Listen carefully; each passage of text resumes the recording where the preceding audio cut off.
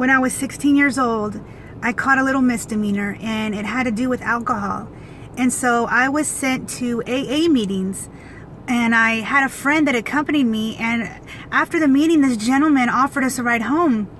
And while we were in his car, he made the most sexual and disgusting advances towards us and started sharing that he was addicted to having sex with different women. And needless to say, we didn't hang out with him anymore after that. But what I realized was he was still in his addiction.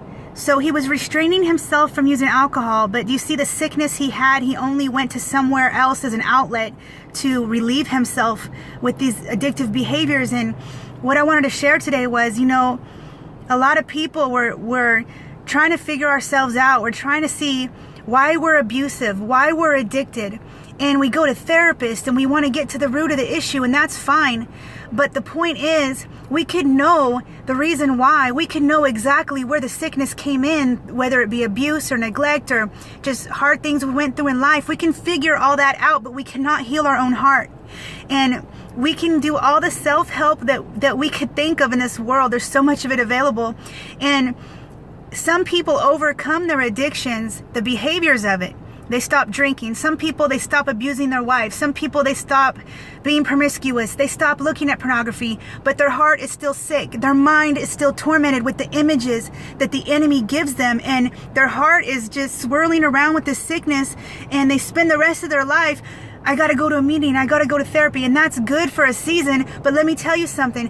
We are going to stay sick unless Jesus Christ comes in and heals that sickness.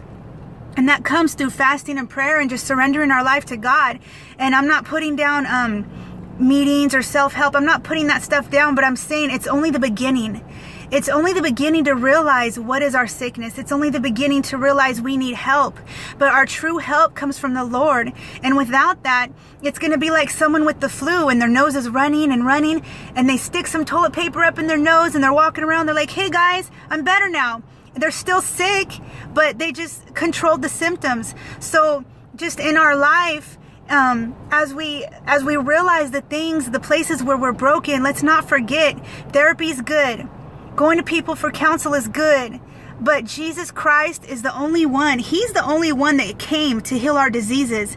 And in the context of Scripture, that deals with the diseases of the soul. That deals with the spiritual sickness and sin.